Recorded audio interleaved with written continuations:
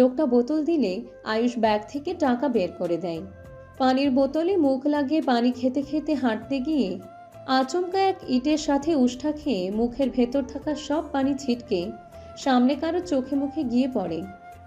আয়ুষ নিজেকে পড়া থেকে বাঁচিয়ে সরি বলার জন্য সামনে তাকাতেই দেখে শ্রেয়া রাগে মুখ করে দাঁড়িয়ে আছে, চোখ মুখে পানি লেগে আছে। আয়ুষ বিড়বিড় করে বলল, খাওয়া আন্টিকে আমার সামনেই আসতে হলো। দুনিয়ায় আর কোনো কি মানুষ ছিল না সামনে আসার জন্য? সরি ব্রো, এর খালা। আমি আসলে বুঝতে পারিনি রাস্তায় এত জায়গা থাকা সত্ত্বেও তুমি আমার সামনে এসেই চলাফেরা করবে। রাস্তা পার হয়ে এক লোক এগিয়ে আসলো শ্রেয়ার কাছে। শ্রেয়ার চোখ মুখে পানি দেখে বলল, তোমার চোখ মুখে পানি কেন? শ্রেয়া আয়ুষের দিকে তেড়ে এসে বলল, এই বজ্জাতের জন্য দুলতে দুলতে কেউ পানি খায়? অসভ্য ছেলে একটা। এই একদম আমাকে অসভ্য বলবে না। তোমার মতন 2 বিয়ে করিনি আমি। কথাটা শুনে শ্রেয়া চড় মারার জন্য হাত উঁচু করলে লোকটা থামিয়ে দিয়ে বলে, আহ মম, কি করছো? আমার শালাকে মেরো না তো। আর এই যে শালা বাবু, সরি বলো ওনাকে। আমি সরে বলেছি তো, আর কতবার বলবো? আর তাছাড়া তুমি কেন আমায় শালা বলছো? আমার একটাই বোন, আর তার বিয়েও হয়ে গেছে। আমার দুলাভাই একটাই, তার শালা হই আমি। আমার আর কোনো বোন নেই যে তোমার সাথে বিয়ে দেব। আছে তো। কে আসি? খবরদার, ও কিন্তু আমার বোন না। আরশিনা বাচ্চা, তুমি বুঝবে না, বাসায় যাও দেখে শুনে। রাস্তাঘাটে আজকাল যা হচ্ছে, তোমাকে না তুলে নিয়ে চলে যায় কেউ। So be careful. আয়ুষ চলে আসলো। মনে মনে বলল, কত বড় বেয়াদব এই ছেলে। আমি তার শালা হই নাকি? আমি তো তার গার্লফ্রেন্ডের বোনের বান্ধবীর ছেলে। এই 1 মিনিটস। তখন ছেলেটা ব্রোয়ের খালামণিকে মম বললো, তাই না? হ্যাঁ, মমই তো বললো। তার ছেলে এই লোক, তার ছেলেও আছে। অ্যাট মিস্ট্রি, কেন ব্রোয়ের খালামণিটা? সন্ধ্যা আরুকে নিয়ে আরুর বাসায় এসেছে আরাধ্য। আয়ুষ আসতে বলেছে ফোন করে। কণা আরাধ্যর জন্য রাতের খাবার বানাচ্ছে। মেয়ে আর মেয়ের জামাই থাকবে রাতে। আয়ুষের ঘর মানে আরুরই ঘর, যা আরুর অবর্তমানে তার হয়েছিল। সেই ঘরে গুরুতর আলোচনার সভা বসেছে। আরাধ্য কফি খাচ্ছে। আয়ুষকে একবার পরখ করে বলল, কিরে, শুরু কর তোর গুরুতর আলোচনার সভা। আয়ুষ আয়েশ করে বসে বলল, ব্রো, আমি একটা তথ্য জেনেছি। কে? সেদিন তোমার খালামণির সাথে যে লোকটাকে দেখলাম না, হ্যাঁ, কি হয়েছে? আবার ঘুরে করছিল নাকি তোর সামনে দিয়ে? ঘুরোঘুরি করছিল না, আমার সামনে এসে পড়েছিল। ওই লোকটা তো তোমার খালামণির প্রেমিক না? তাহলে? ছেলে গো, ছেলে। লোকটা ওনাকে মম বলে ডেকেছে, আমি শুনেছি। মম মানে তো মা? হ্যাঁ, তোমার খালামণির ছেলে আছে। কই, জীবনে তো শুনিনি। ওটা হাজবেন্ডের আগের ঘরের হয়তো। আর জানো আমাকে কি বলেছে? কি বলেছে আমি নাকি তার শালা লাগি। আরাধ্য কফি খাওয়া থামিয়ে দিল।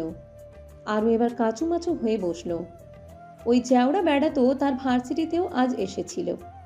আরাধ্যকে বলে দেওয়া উচিত। আমার ভার্সিটি তো এসেছিল। আরাধ্য আরুর দিকে তাকিয়ে বলল, কি বলেছে? বলে তার নাকি আমাকে চাই। তুই কি করেছিস তারপর? আমি পায়ের জুতো খুলে ধমক দিয়ে বলেছি চল লাগাবো। চল লাগাস নি? না।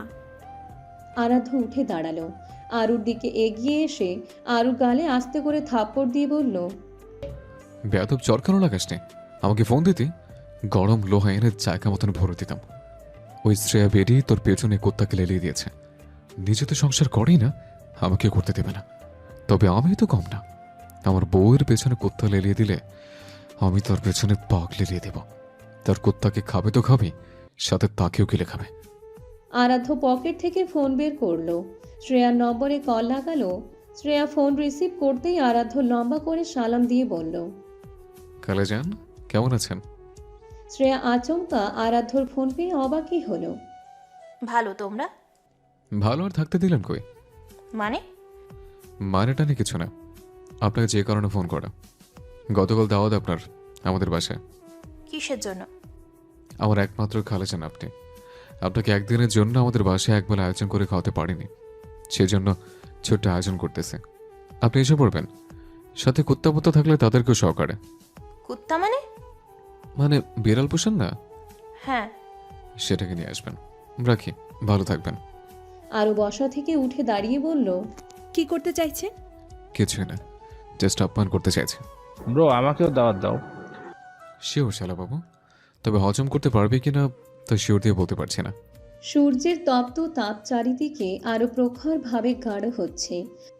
রাজশাহীর প্যারিস রোড দিয়ে ঘর্মাক্ত দেহ নিয়ে হেঁটে চলছে আশার সন্ধ্যা। আজ হুট করেই সকালে সন্ধ্যাকে নিয়ে রাজশাহী এসেছে আশার, সাথে আরশিও এসেছে। তবে সে সন্ধ্যার খালার বাসায়। কর্মের বেড়া চালে আর ছেলে পেলে বড় হয়ে যাওয়ায় দায়িত্বের জাতাকলে পড়ে বউকে তেমনভাবে সময় দিতে পারে না আশার। সেই প্রথম দিনগুলোর মতন আষাঢ়ের ইচ্ছে হয় কাজকর্ম ফেলে দিয়ে কিছুদিনের জন্য নেটওয়ার্কের বাহিরে চলে যেতে বউকে নিয়ে। কোনো দায়িত্ব থাকবে না তখন, একদম মুক্ত শান্তভাবে সন্ধ্যাকে সময় দিবে। দরকার পড়লে সময়কে মুঠোয় রাখার চেষ্টা করবে, কিন্তু সময় তো কারো মুঠোয় থাকার বস্তু নয়। সে নিজের মতো করেই চলে। আষাঢ়ের দেহের সাদা শার্টটা ঘামে ভিজে ছুপছুপ হয়ে আছে, কপালে লেগে আছে ঘাম। সন্ধ্যা পাশ ফিরে এক নজর আশারকে দেখে শাড়ির আঁচল দিয়ে কপালে লেগে থাকা ঘাম মুছে দিয়ে বলল, অবস্থা তো নাজেহাল, চলুন বাসায় ফিরে যাই। আশার সন্ধ্যার কথাকে পাত্তা দিল না, উল্টো বলল। ভালো লাগছে এতগুলো বছর পর নিজের ক্যাম্পাসে এসে? সন্ধ্যা বুক ভরে শ্বাস টেনে বলল, ভীষণ ভালো লাগছে, ভীষণ ভালো লাগছে। আমার ক্যাম্পাস, এটা কত স্মৃতি জড়িয়ে আছে। একটা পুকুর, সে আমার কত আপন জানেন। সে কি আমার থেকেও বেশি আপন? মোটেও না, তবে জীবনের বেশি কিছু মুহূর্তে সে আমার পরম আপন ছিল।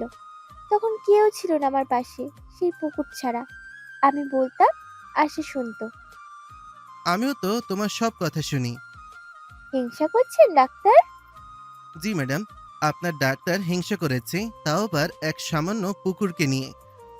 সে সামান্য নয় ডাক্তার, সে অসামান্য এক সুন্দর অধ্যায়।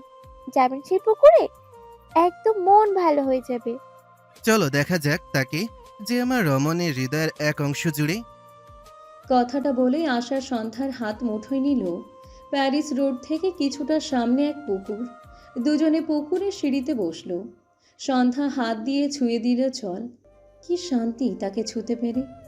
আশার পুকুরের দিকে তাকিয়ে বলল, এই যে আমি শুধু তোমায় তো দেখতে এসেছি, নাথিং এলস।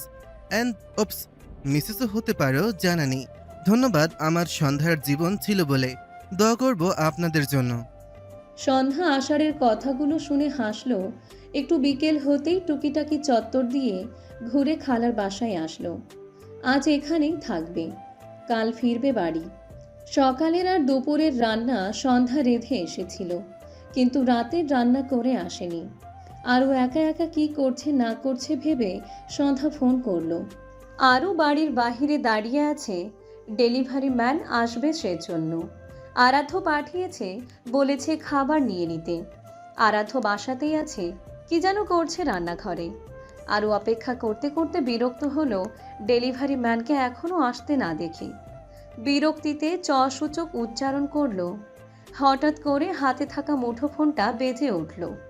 আরও ফোনটা রিসিভ করে বলল, হ্যালো মামুনি, বলো।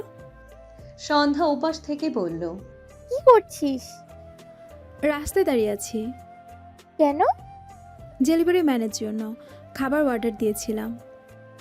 ও, ভালো করেছিস। আমি আরো ফোন দিয়েছি এটার জন্যই।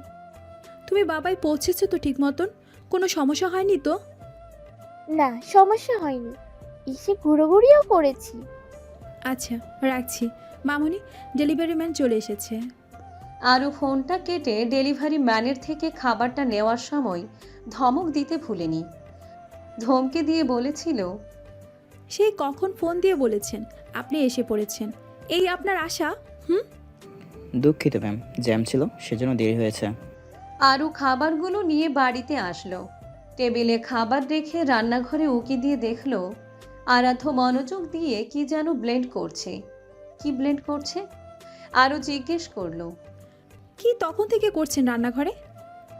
আরাধ্য ব্লেন্ডারের জগ থেকে সবুজ কালারের কিছু একটা গ্লাসে ঢেলে বলল, আমার হাতের স্পেশাল জুস বানালাম। কিসের? কাঁচা আমের? আমিও খাবো, একটু দিন না গ্লাসে। আরও এগিয়ে এসে গ্লাসে ঢালতে গেলে আরাধ্য বাধা দিয়ে বলে, মরা শখ জাগছে তোর? এই জুস তোর জন্য না, আমার ওয়ান অ্যান্ড অনলি ঘষেটি খালার জন্য। স্পেশাল কিছু নাকি? হুম হুম ইয়েস শোনা, খাবার এসে গেছে? হুম। গুড। এক কাজ করতো, শুকনো মরিচের গুঁড়ার বাটিটা নিয়ে আয়। কি করবেন? নিয়ে আয় না। আরও নিয়ে আসলো। আরাধ্য খাবারগুলোকে 2 ভাগ করলো।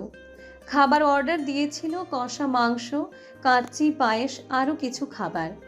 খাবারে 1 ভাগে কষা মাংসে মরিচের গুঁড়া, পায়েসে 1 গাদা লবণ মিশিয়ে সাজিয়ে রাখলো। তারপর পকেট থেকে ফোনটা বের করে খালাকে ফোন দিয়ে জিজ্ঞেস করলো, খালা যান, আপনি কত দূর? শ্রেয়া বাড়ি থেকে বের হয়ে গাড়িতে উঠে বলল, গাড়িতে? এক আসতেছেন? না। তাহলে সাথে কি কুত্তা বিড়াল নিয়ে আসতেছেন? না, তাহলে? তোমার ভাইকে নিয়ে আসতেছি। আমার ভাই? Who's my brother? আমার ভাই বলতে তো আয়ুষ, তাকে তো আপনি আনবেন না সাথে, এ আমি জানি। আমার বড় ছেলে সাগর। তোমার ছেলে?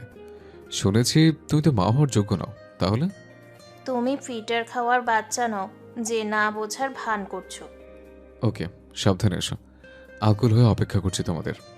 আরাধ্য ফোন কেটে দিয়ে চেয়ারে পায়ের উপর পা তুলে বসে অপেক্ষা করতে লাগলো। আরুকে ঠায় দাঁড়িয়ে থাকতে দেখে বলল, দাঁড়িয়ে থাকিস না, বস। আরু বসলো। মিনিট 20 পর শ্রেয়া আসলো, সাথে তার সেই লম্পট ছেলে সাগরও। এমনভাবে সেজে এসেছে যেন মনে হচ্ছে বিয়েবাড়িতে জামাই আদর খেতে এসেছে। আরাধ্য হাসি মুখে বলল, অনেক অপেক্ষা করালেন খালা, বস। শ্রেয়া বসতে বসতে বলল, সন্ধ্যা আসার কোথায়? বাসায় নেই। ভ্রু কুচকে আসলো শ্রেয়ার। নেই মানে? নেই মানে নেই। কোথায় গেছে? রাজশাহী। উফ, এসে থেকে শুধু প্রশ্ন করে যাচ্ছেন। রিল্যাক্স হন তো। তা মহাসাগর, আপনি কেমন আছেন সেদিনের মায়ের খাওয়ার পর থেকে? সাগর কটমট করে তাকালো। আরাধ্য খাবারের প্লেট এগিয়ে দিয়ে বলল, আপনাদের জন্য রেস্টুরেন্ট থেকে আনিয়েছে। ভীষণ এক্সপেন্সিভ ছিল, আর ভীষণ টেস্টও। তুমি কি শুধু খাওয়ার জন্যই ডেকেছো আমাদের? শ্রেয়ার কথায় বাঁকা হাসলো আরাধ্য। যে খালা যান, জাস্ট খাওয়াতে। মহাসাগর, খাওয়া শুরু করুন। আমরাও করি। আরও বস তো। আরাধ্য খাওয়া শুরু করলো। শ্রেয়া কাচ্চি দিয়ে শুরু করলো। আসলেই টেস্ট। তারপর কষা মাংস দিয়ে খেলো। দুগাল খেতেই ঝালে হু হা করা শুরু করলো। কি হয়েছে খালা, হাহু করছেন কেন? এত ঝাল কেন? ঝাল? কই, আমরা তো খাচ্ছি। মহাসাগর, আপনার ঝাল লাগছে? না। খালা, এই সামান্য ঝাল খেতে পারছো না? কাচ্ছি খাও, আমি শরবত নিয়ে আসি। আরাধ্য রান্নাঘর থেকে শরবত নিয়ে আসলো। কাচ্চি খাওয়ার শেষে দুজনকে পায়েস দেওয়া হলো। দুজনেই 1 চামচ মুখে দিতেই উল্টি এসে গেল নোনতাই। এত পরিমাণ লবণ দিয়েছিল আরাধ্য। কি হয়েছে আবার? সাগর রাগী চোখে তাকিয়ে বলল, হোয়াট ইজ দিস? পায়েস মিষ্টির বদলে নোনতা কেন? আরাধ্য অবাক হওয়ার ভান করে বলল, নোনতা? কই দেখি। হালকা টেস্ট করে বলল, কই নোনতা, এ তো মিষ্টি। মস্করা করছো আমার সাথে? একদমই না। আচ্ছা, পায়েস রাখেন, ঠান্ডা ঠান্ডা শরবত খান। আরাধ্য এগিয়ে দিল স্পেশাল শরবতটা। শ্রেয়া সাগর মুখে দিতেই তিতাই মুখ চেপে বেসিনের দিকে দৌড় লাগালো। পুরো মুখ তিতাই ভরে গেছে, শেষ পর্যন্ত কিনা করলার জোশ। পেটের সব বের হয়ে গেল শ্রেয়া সাগরের। এভাবে শায়েস্তা করলো ডেকে এনে। আর তারাও কি বলদ, চলে আসলো বেহায়ার মতন। সাগর এগিয়ে আসলো মুখ ধুয়ে। আরাধ্য সামনে দাঁড়িয়ে বলল, কাজটা ঠিক করলে না। আরাধ্য সাগরের বাম গালে হাত রেখে বলল, ঠিক ভুল আপনার বোঝার বয়স নেই বাচ্চা। মায়ের আঁচলের তলেই থাকুন, হন্যের বোর দিকে নজর না দিয়ে। আজ তোমায় একটা চ্যালেঞ্জ করলাম আরাধ্য আহমেদ। তোমার চোখের সামনে আমি তোমার বউকে ছোঁবো, তবে সেটা যে সে ছোঁয়া নয়, একদম গভীর ছোঁয়া। You know what I mean? Aradhya বাঁকা হাসলো। তারপরই সাগরের গলা চেপে ধরে বলল, একটা কথা মাথায় রাখিস, ডক্টররা যেমন মানুষের জীবন বাঁচাতে পারে, তেমনি মারতেও পারে। আর আমি একবার তোর পেছনে লাগলে তোর সহ তোর সৎমায়ের জীবন একেবারে নরক বানাই দেব। তুই বলেছিস আমার সামনে আমার বউকে তুই গভীরভাবে ছুঁয়ে দেবে, তাই তো? জাস্ট হাত লাগিয়ে দেখা এখন। আরাধ্য ছেড়ে দিল।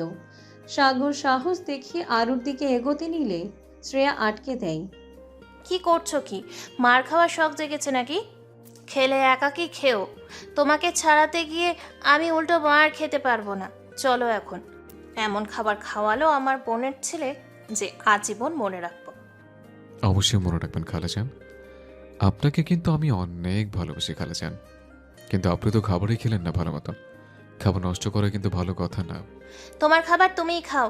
এর চেয়ে আমাদের বলতে আমরা এর চেয়েও এক্সপেন্সিভ খাবার নিয়ে আসতাম।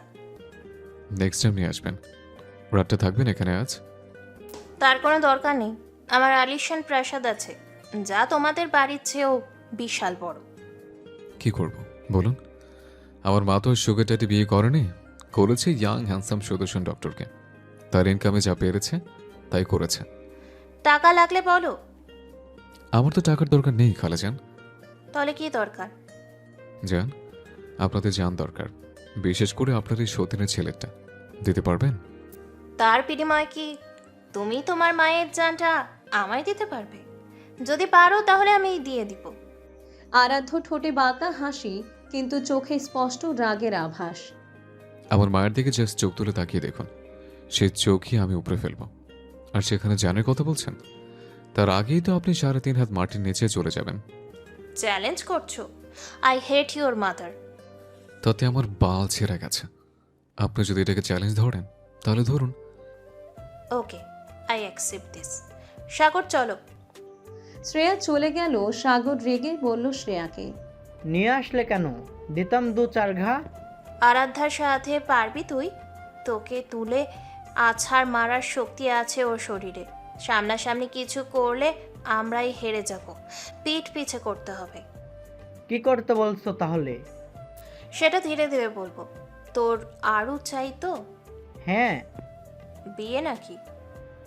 আগে 1 রাতের জন্য পাই, তারপর বিয়ে করব নাকি অন্য কিছু সেটা পরের ব্যাপার। ওকে পেয়ে যাবি 1 রাতের জন্য আরুকে। এখন বাসায় চল, মুখ একদম তেতো আমার। আরু টেবিলের সব কিছু গুছিয়ে রুমে এসে দেখল আরাধ্য বেলকুনিতে দুহাত পেছনে দিয়ে দাঁড়িয়ে আছে। আরু গিয়ে পাশে দাঁড়ালো। আশ্চর্য, আমাদের জীবন এমন স্টার জলসে সিরিয়ালের মতো হয়ে গেল কেন? আপনার খালা এত বেয়াদব কেন, সিরিয়ালের ভিলেনদের মতন? পারিবারিক শিক্ষার কমতি আছে। সেই পরিবারে তো মামুনিও মানুষ হয়েছে। হাতের আঙুল কি সমান? না, তাহলে ভাবিস কিভাবে আমার মায়ের মতন সবাই হবে? আমাদের মেয়ে যদি ওনার মতন হতো তাহলে চড়িয়ে গাল লাল করে দিতাম। তার মতন হতেই দিতাম না আশাকে। আশাটাকে? আমাদের পুচকির নাম। কি? আমি সেদিন ভর দুপুরে স্বপ্ন দেখেছি আমার মেয়ে হয়েছে, আর তার নাম আমি আশা রেখেছি। আমাদের আশা। ছেলে হলে কি নাম রাখবেন? ভরসা? ছেলে হবে না, প্রথমে মেয়েই হবে।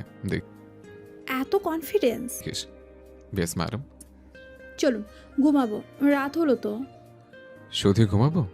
তো কি করবেন? বিবাহিত পুরুষ ঘুমানো ছাড়া তো অনেক কিছু করে ম্যাডাম। আরু রুমে চলে আসলো, বিছানায় শুয়ে চাদর টেনে বলল। লাইট নিভিয়ে দিন, আমি ঘুমালাম। আরাধ্য লাইট নিভিয়ে আরুর কাছে চলে আসলো। তারপর কপালে শুষ্ক ঠোঁটে চুমু খেলো। তারপর তারপর বাকিটা ইতিহাস। আরুর এক্সাম শুরু কাল থেকে। সকালে বই সামনে রেখে পড়ছে আর ব্রেডে বাটার লাগাচ্ছে। আরাধ্য কফির মগে চুমুক দিয়ে ভেজা চুল মুছে বলল। ঈশ্বরচন্দ্র বিদ্যাসাগর নাকি তুই? এত পড়া দেখেছিস যে সকাল সকাল? কাল থেকে এক্সাম আর আমি কিছুই পারি না। সারা বছর না পড়ে এক্সামের আগের দিন পড়তে বসলে তো এমনই হবে। বিয়ের পর পড়া হয় নাকি? কেন, আর কোনো বিবাহিত মহিলারা পড়েনি? কি জানি। মা বাবা আজ আসবে না। কবে আসবে? আগামীকাল। ঘুরুক আর কয়েকটা দিন। হসপিটাল থেকে অলরেডি বাবাকে ফোন করছে। আপনিও একসময় এমন ব্যস্ত হয়ে যাবেন, তাই না? আমিও একেবারে পাক্কা গৃহিণী হয়ে যাব।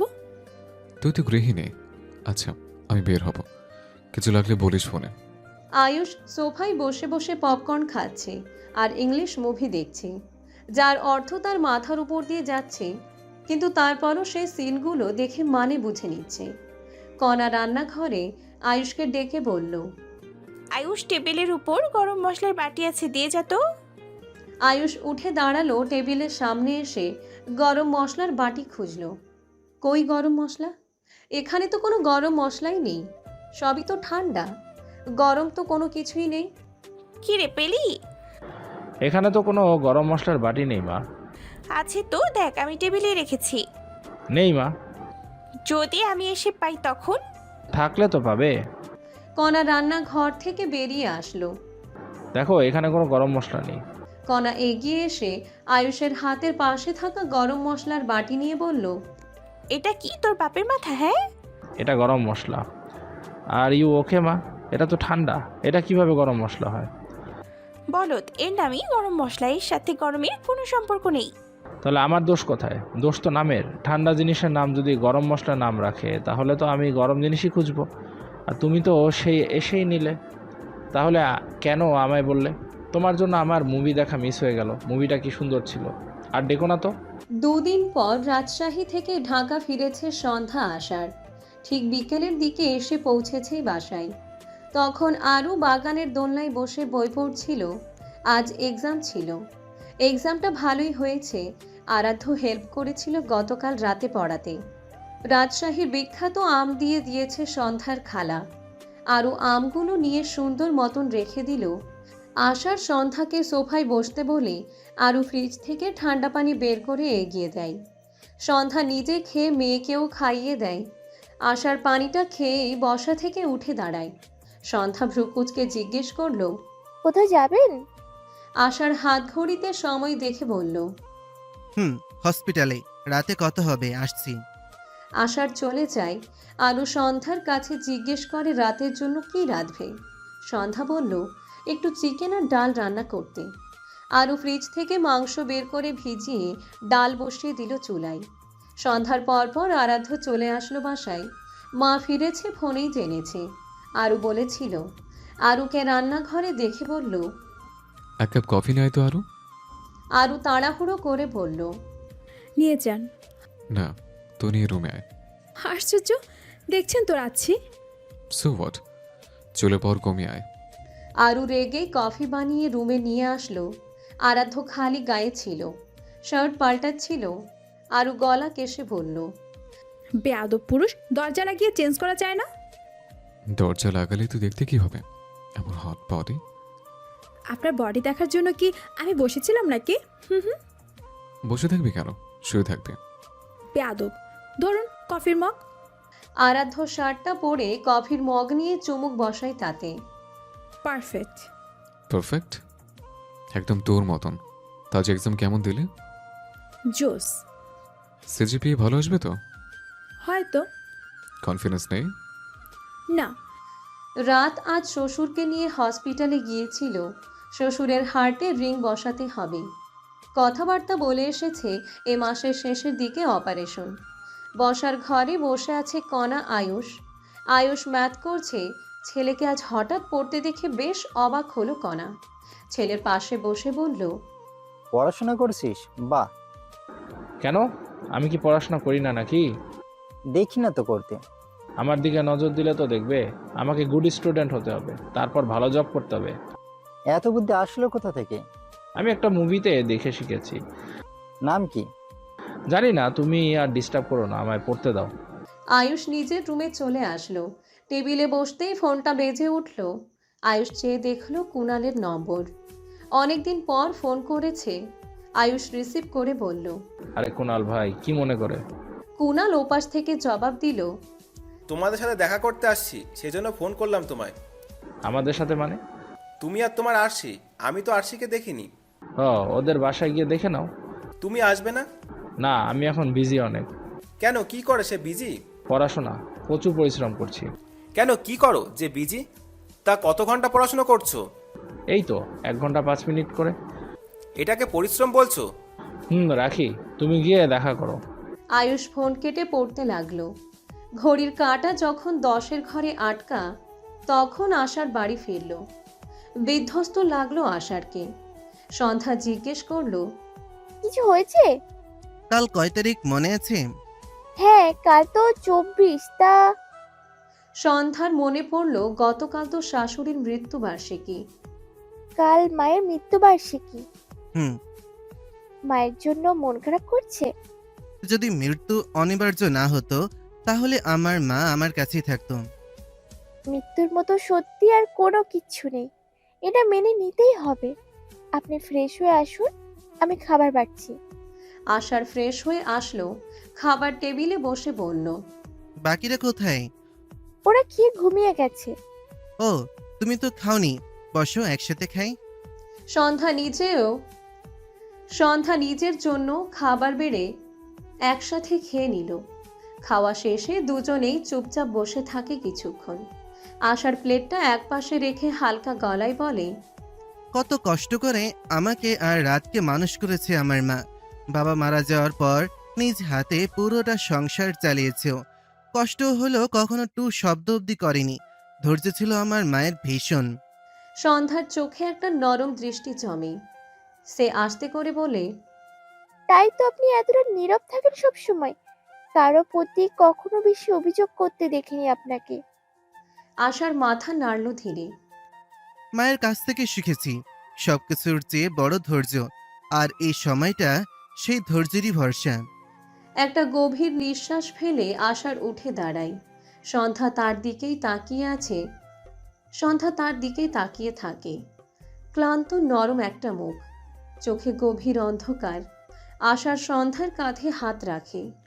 রান্নাটা আজ অন্যরকম লাগলো। আরো রেঁধেছে, ভালো হয়নি? ভালোই ছিল, কিন্তু আমি আমার মায়ের পরে তোমার হাতের রান্না খেয়েই অভ্যস্ত। ভোরবেলায় আরও ঘুম ভেঙে উঠে দেখে বারান্দায় বসে আছে আরাধ্য। সিগারেটের ধোঁয়া বাতাসে মিশে গেছে। তার পাশে গিয়ে দাঁড়ায় আরু। এই ভোরে বেলকনিতে আপনি সিগারেট খাচ্ছেন? ঘুম থেকে উঠেছেন কখন? একটু আগে। তা সিগারেট কেন খাচ্ছেন? ভাবছিলাম কিছু জিনিস, সেজন্য। কি ভাবছিলেন? ভাবছি তুই যদি আমার জীবনে না আসতে তাহলে আমার কি হতো। কি হতো? কচু গাছের সাথে ফাঁসি দিয়ে মরে যেতেন? মরতাম না, বাট কি? তোর জামাইকে মেরে তোকে বিধবা করে বিয়ে করে ফেলতাম। পাগল। আসলে তোর প্রেমে উন্মাদ আমি, আর উন্মাদনা না থাকলে জীবনটা অনেক বেশি নিরামিষ হতো। আরু চুপ থাকে, ধীরে এসে আরাধ্যর পাশে বসে। তারা দুজনেই চুপচাপ, নীরব শহরের ভেতর নিজেরা এক একটা শব্দ হয়ে ভাসে। দূরে আজানের ধ্বনি বাজে, সূর্য উঠছে ধীরে। আরাধ্য আর আরু উন্মাদ প্রেম আর চুপচাপ ভালোবাসার একটা ছোট্ট গল্প হয়ে বসে থাকে সেই আলোয়। আকাশটা মেঘলা, হালকা ঠান্ডা বাতাস বইছে। চারিদিকে একরকম নিস্তব্ধতা। সকাল 8টার দিকে আসার একাই গাড়ি বের করে। বুকে একটুও কথা নেই, চোখে অন্যমনস্কতা। রাস্তার প্রতিটা বাঁক যেন তাকে শূন্যতার ভেতর টেনে নিয়ে যাচ্ছে। আজ মায়ের মৃত্যুবার্ষিকী। গতকাল অর্ধেক দিন কাজে কাটিয়ে দিলেও ভেতরের অস্থিরতা থামেনি। এক নজর মাকে দেখবে। সকালবেলাটাই আসার একাই আসে কবরস্থানে। তারপর বিকেলে সপরিবারে আসে কবর জিয়ারত করতে। প্রতি বছর আশার কবর জিয়ারত করে। কবর জিয়ারত না করলে তার মনটা যেন দগ্ধ হয়ে থাকে। রাজাবাজার কবরস্থান, নামাজের মাঠের পাশ ঘেঁষে একটু ভেতরে ছোট্ট মাটির উঁচু ভিটা। সাদা সিমেন্টের ফলকে কালি উঠে গেছে খানিকটা। আশার ধীরে হাঁটছে, হাতে পানির বোতল, কাঁচা গোলাপ আর সূরা ইয়াসিনের একটা ছোট্ট বই। মায়ের কবরে পৌঁছে প্রথমে হাত দিয়ে মাটি ছুঁয়ে নেয়, তারপর গোলাপ ফুলগুলো রেখে দেয়। বোতলের পানি ঢেলে দেয় কবরের চারপাশে। ধীরে বসে পড়ে সে, মাথা নিচু করে।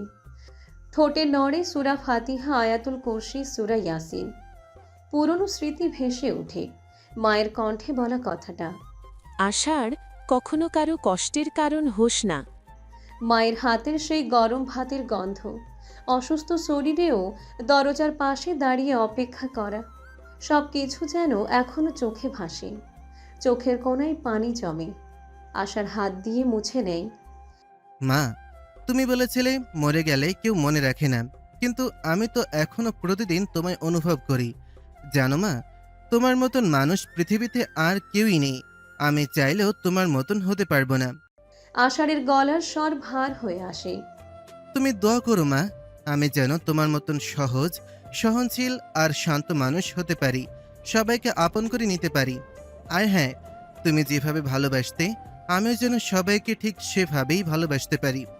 শেষে 2 হাত তুলে মোনাজাত করে আষাঢ়।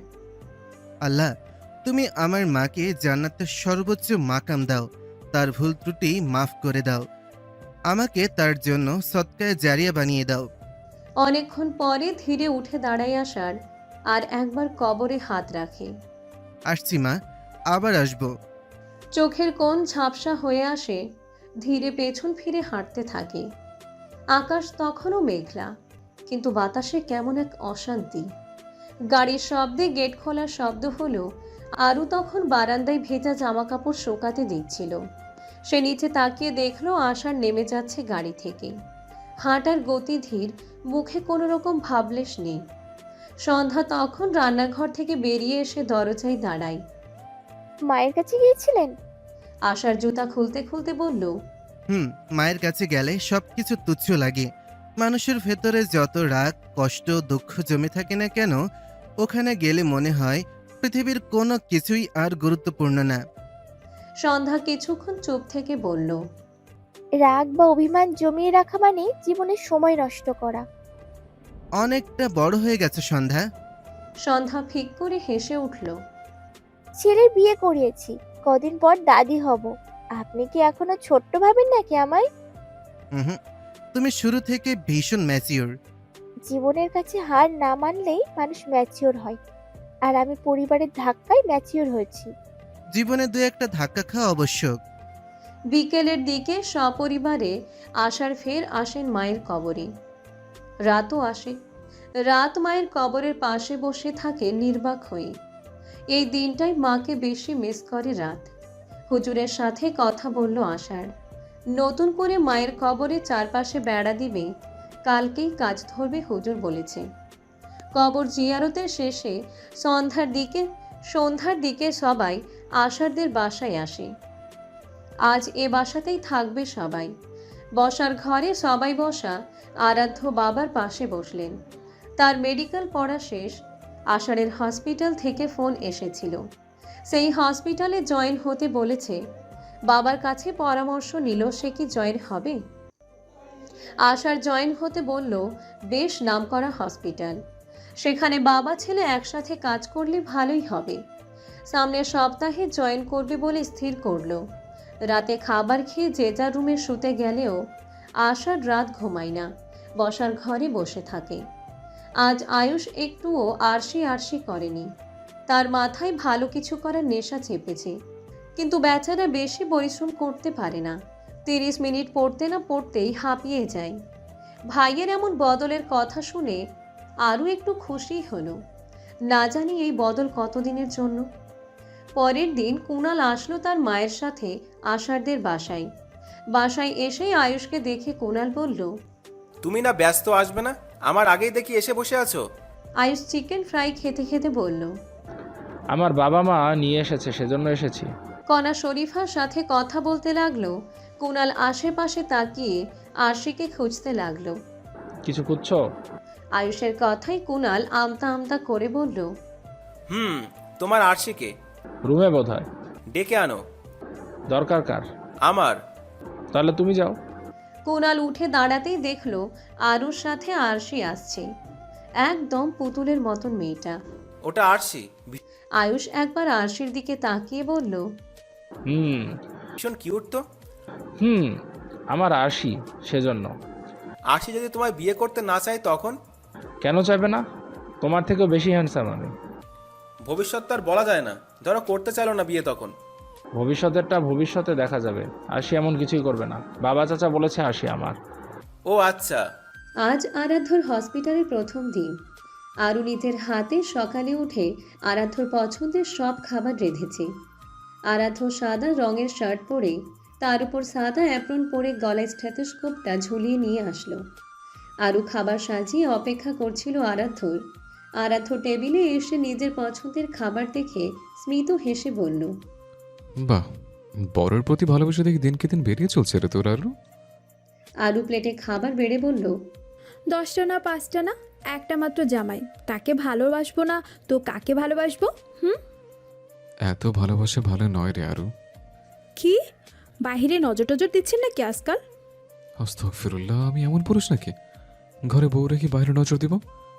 বাইরে নজর দেওয়ার আগে আমার চোখে ছাড়া পড়ুক। শুনুন, হসপিটালে তো সুন্দর সুন্দর মহিলা ডক্টর নার্স থাকবে। সে তো মেডিকেল কলেজেও ছিল। সোজা যাবেন, অপারেশন করবেন, তারপর সোজা বাড়ি চলে আসবেন। এর মাঝে নো ইটিস ফিটিস কারোর সাথে, ওকে? যথাজ্ঞা ম্যাডাম। এবার খেতে পারি? হুম, খান। তুইও খা আমার সাথে। না থাক, এক প্লেটে খা, তাহলে মিল মহব্বত বাড়ে। কেন, মিল মহাব্বত কম নাকি আমাদের মাঝে? না, আরো ভরপুর হবে খেলে, আয়। আরাধ্য পরোটায় কষা মাংস ভরে আরুর মুখে তুলে দিল। খাওয়া দাওয়া শেষে আরাধ্য হাত ধুয়ে আরুর কপালে চুমু দিয়ে বলল, বাবাকে সবসময় দেখেছি যাওয়ার আগে মায়ের কপালে ভালোবাসার পরশ এঁকে দিয়ে তারপর কাজে যেতাম। আমার কাজের শুরুটা না হয় বাবার দেখানো পথ ধরেই হোক। পেছন থেকে সন্ধ্যা বলল, মাকেও জড়িয়ে ধরতো তোর বাপ, শুধু বউকে একাই না। আরাধ্য মুচকি হাসল। আরুকে ছেড়ে আরাধ্য মায়ের কাছেই যেত।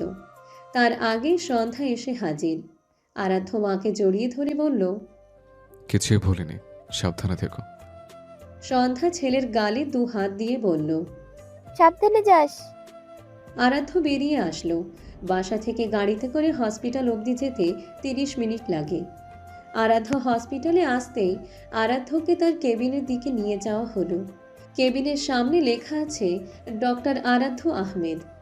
আরাধ্য ভেতরে ঢুকলো। আশার ছেলে এসেছে বলে ছেলের কেবিনে আসলো। আরাধ্য আশেপাশে তাকিয়ে দেখছে কেবিনের। আশার ছেলেকে ধরে চেয়ারে বসালো, তারপর নিজেও বসে বলল, welcome to our hospital. Thank you বাবা। পেছন থেকে এক নার্স জানালো আজ 12টায় একটা অপারেশন আছে, যেটার দায়িত্ব আশার আরাধ্য দুজনে। হসপিটালের প্রথম দিনটাই আরাধ্য সুযোগ পেল বাবার সাথে অপারেশনের। ঠিক 12টায় আরাধ্য আশার একটা অপারেশন করলো। দুপুরে আরও সন্ধ্যা খাবার খেতে বসেছে। আরও খাবার মুখে দিতেই কেমন জানি অস্থির লাগলো। দুনলা খাবার খেতেই আর খেতে পারল না। হাঁসফাঁস করলো।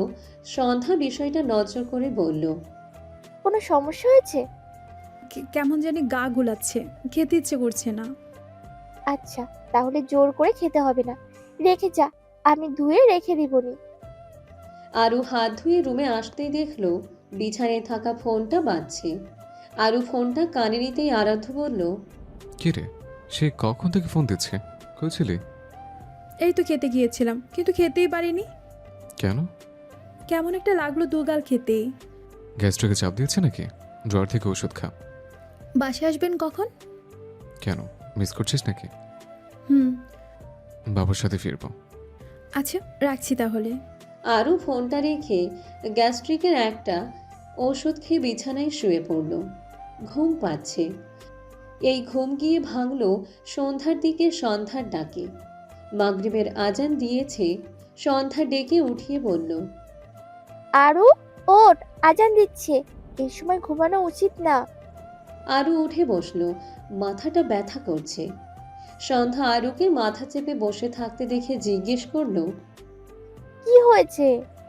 মাথা ব্যথা করছে। সন্ধ্যা ড্রয়ার থেকে মলম বের করে আরুর কপালে লাগিয়ে মালিশ করতে লাগলো। আরুর হুট করে মনে পড়ল রাতের রান্নার কথা। মামুনি রান্না সব করা শেষ? 7টার দিকে ক্লান্ত শরীর টেনে বাড়ি ফিরল আশার আরাধ্য। আরাধ্য রুমে ফিরে আরুকে শুয়ে থাকতে দেখে বলল, কিরে, অস্বস্তি এখনো কমেনি? কিছুটা কমেছে। 1 কাপ কফি এনে দিতে পারবি? হুম, ফ্রেশ হয়ে আসুন। আরু উঠে নিচে আসতেই দেখে সন্ধ্যা আরাধ্যর জন্য কফি নিয়ে আসছিল। আরুকে দেখে বলল, কফির জন্য পাঠিয়েছে? হুম, নিয়ে যা। আরু কফির মগটা নিয়ে রুমে ঢুকলো। আরাধ্য ওয়াশরুমে দেখে আরু কফির কাপটা টেবিলে রেখে ধীরে পিছনে ঘুরতেই হঠাৎ করেই একটু ঝিমুনি এলো মাথায়। দরজার পাশের দেয়ালে হাত রেখে সামলে নিল নিজেকে। কাপা হাতে আবার বিছানার কিনারায় বসে পড়ল সে। আরাধ্য ওয়াশরুম থেকে বের হতেই দেখে আরু মাথা চেপে বসে আছে। আরুর শরীরটা একদম স্বাভাবিক নেই। আরাধ্য আরুর কপালে হাত রাখলো। জ্বর তো নেই শরীরে। কে রে, শরীর কি অনেক খারাপ?